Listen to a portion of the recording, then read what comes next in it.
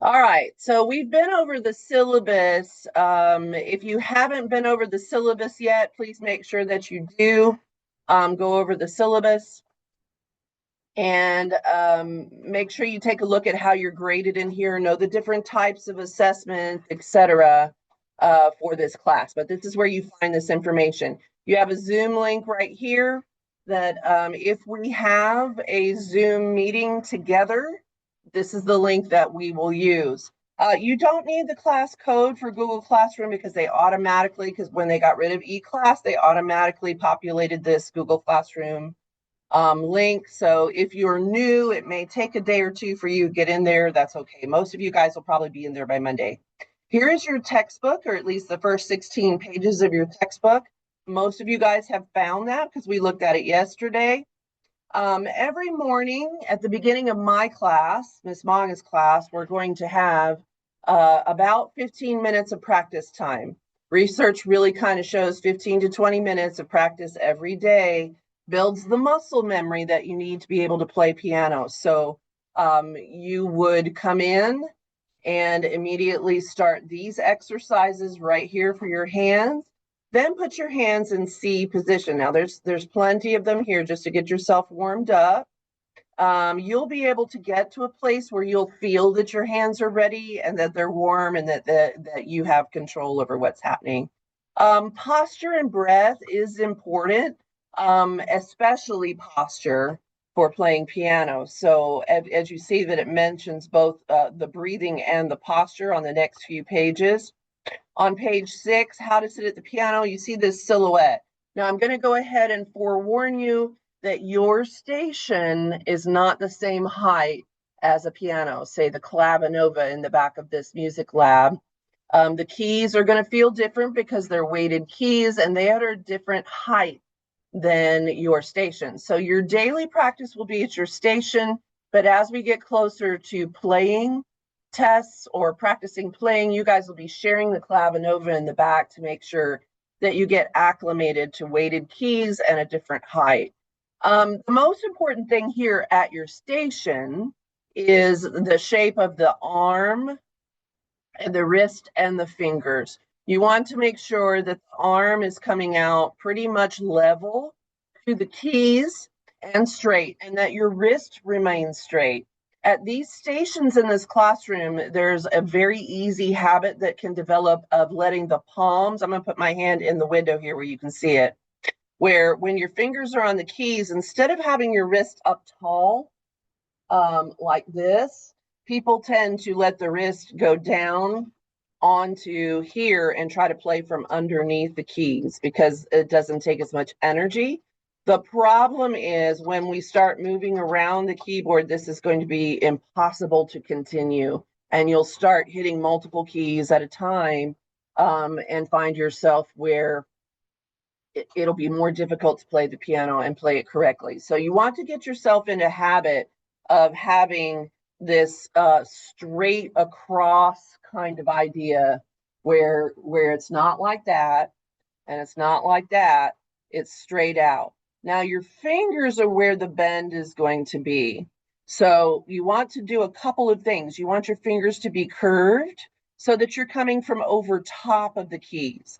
If you put them out flat, you end up with fingers that are between the black keys and things. We don't want that. We want to curl them up so that you're coming from the white keys from above. When it comes time to play black keys, we will reach forward and move the hand forward, but the fingers are still going to be curved. This also provides for your fingers to move more quickly up and down the keyboard. If they're flat like this, it's much more difficult. So again, you want to get in a good habit of having your wrist straight and your fingers curved, just like you see in this picture. Thank you, dear. Moving forward, we talked about all of this on the first day, but our fingers are a mirror of each other. We have finger 1, 2, 3, 4, and 5, and they are a mirror. Now, once we put our hands on the keyboard, you'll find that people start calling their pinky of their left hand finger 1 because it's the same direction as finger 1 on their hand. That is incorrect. Finger 1 is towards the center together, and we work outwards. 1, 2, 3, 4, 5. So C position is the thumb of the right hand on C. As we move forward in this book, we start to talk about the keys and how they're laid out on the keyboard. And finding C is part of that layout, right? So when we look at this page of your textbook, you can see that the black keys are 2, 3, 2, 3, 2, 3, etc. That will continue all up and down the keyboard. On a regular piano, there are 88 keys, which is about 11 octaves, or actually 10 octaves. So finding C means we find the group of 2. And we work to the left of the group of 2 to this white key right on the left-hand side. So all the way up the keyboard, that is C. C. C. I locate the group of 2, I see C. I locate the group of 2, I see C. I locate the group of 2, I see C. For the rest of this page, you kind of see that repeats, but also the other letters of the keyboard repeat. They're always the same. So for instance, E is the one that is just to the right of the group of 2.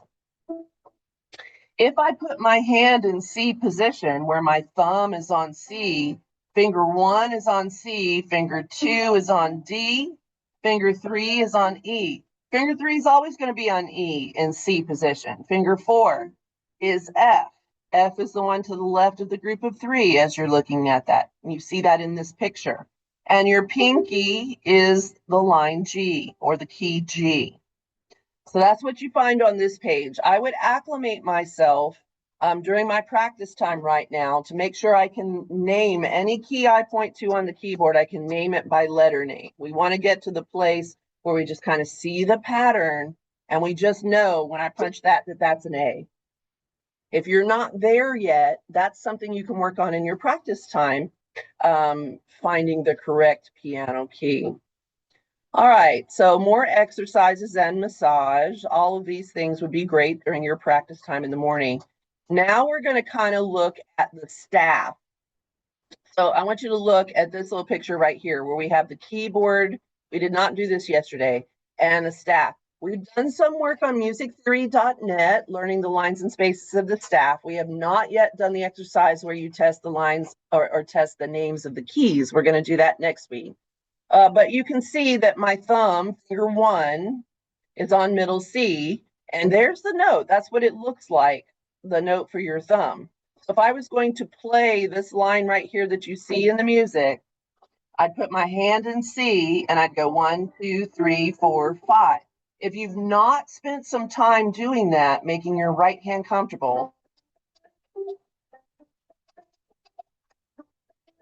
that's also something you can be doing during your practice time in the morning.